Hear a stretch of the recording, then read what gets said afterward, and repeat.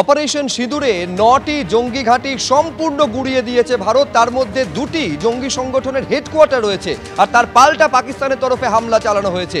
এইটা প্রমাণ করে যে জঙ্গিদের সঙ্গে পাকিস্তানের সম্পর্ক কতটা নিবিড়, বলছেন অমিত শাহ।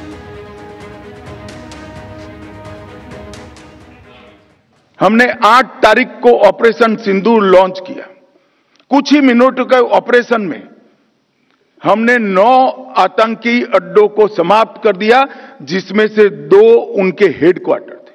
आतंकवादियों पर किए गए हमले को पाकिस्तान ने अपने पर किए गए हमले में मानकर 8 तारीख के बाद हमारे देश के सिविलियन शान, हमारे सेना के संस्थानों पर हमला करने का साहस किया, दुस्साहस किया, कुछ बिगाड़ नहीं पाए।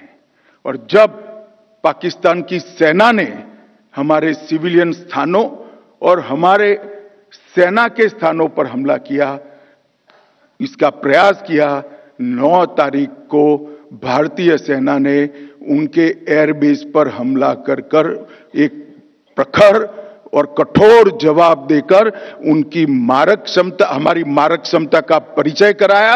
जब पाकिस्तान के टेरर के अड्डों पर हमला किया, जवाब पाकिस्तान की सेना ने दिया।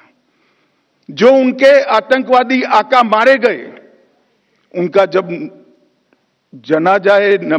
नमाजे जनाजा जब हो रहा था, पूरी दुनिया ने देखा। पाक सेना के आला अफसर इनके कॉफिन को कंधा भी दे रहे थे और वहां नमाज पढ़ने के लिए उपस्थित भी थे। एक प्रकार से अब तक पाकिस्तान जो डिनाई कर रहा था, वो आज दुनिया के सामने ऑपरेशन सिंदूर के बाद पूर्णतया एक्सपोज हो चुका है कि भारत में टेररिज्म पाक स्पॉन्सर्ड टेररिज्म है। इसमें अब दुनिया में किसी को शंका नहीं रही है। ভয়ঙ্কর জঙ্গি হামলার 1 মাস কেটে গেলেও এখনো অধরা হত্যাকারী জঙ্গিরা। কিন্তু কেন? প্রধানমন্ত্রীকে প্রশ্ন করছে কংগ্রেস। সোশ্যাল মিডিয়ায় রাহুল গান্ধী লিখেছেন, মোদিজি ফাঁকা ভাষণ দেওয়া বন্ধ করুন, শুধু এটুকু বলুন সন্ত্রাসবাদ নিয়ে আপনি পাকিস্তানের উপর কেন ভরসা করেছিলেন? ট্রাম্পের সামনে নত হয়ে কেন আপনি ভারতের স্বার্থ বলে দিলেন? আপনার রক্ত শুধু ক্যামেরার সামনে কেন ফোটে? আপনি ভারতের সম্মানের সঙ্গে সমঝোতা করে নিয়েছেন, বললেন রাহুল গান্ধী। এতদিন গর্তে লুকিয়েছিলেন, আবার বেরিয়েছেন।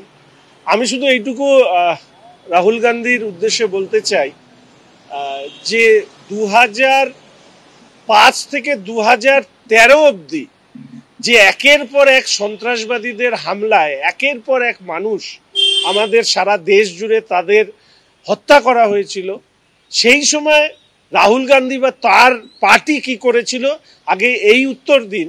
না হলে সারা দেশের মানুষ যে মুহূর্তে দাঁড়িয়ে ভারতবর্ষের প্রধানমন্ত্রী, কেন্দ্রের সরকার তথা দেশের সেনাবাহিনীর প্রশংসা করছে, তার বাইরে গিয়ে নিজের অভিমত রাখতে গিয়ে রাহুল গান্ধী এবং তার দল নিজেদেরই ইমেজের ক্ষতি করছেন কিনা বা নিজেদের ভাবমূর্তির ক্ষতি করছেন কিনা, সেটা নিশ্চিতভাবে ওনারা বিশ্লেষণ করবেন।